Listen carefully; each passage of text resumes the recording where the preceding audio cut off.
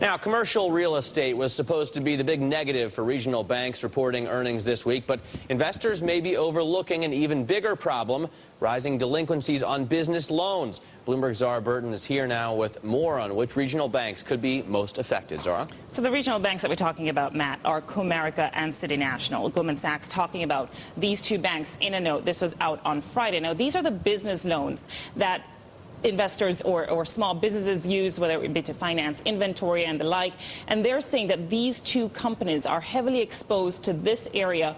And what they're noticing from some of the big banks that reported last week is that the area of trouble in terms of the pace of the increase is actually commercial lending. In other words, these kinds of business loans, that people are defaulting on these business loans as the recession takes its toll. What they're looking at is Bank of America earnings. Remember last week this company came out with earnings, and they were talking about commercial real estate loans. That actually rose about 17%. But if you look at the pace of the increase in commercial lending, delinquencies there, if we could put up that chart, those actually rose about 33%. That's even greater than we saw for residential real estate, residential mortgages. So because commercial lending is such a big portion of Bank of America's overall loan picture, the fact that they are increasing these delinquencies in commercial lending, that could have a negative effect going forward. Commercial real estate, of course, still a big problem, but this analyst just saying that maybe this quarter you're not going to see the full effect of commercial real estate. So how does an investor, I should say, play this?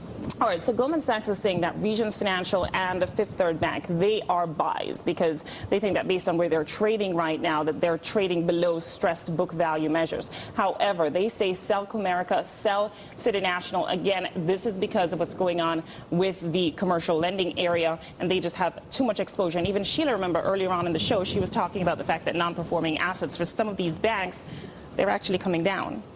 So clearly not showing up as bad as expected from what some of the investors that had expected. Not as toxic as we once thought. Not as toxic, no. All right, Zara, thanks very much.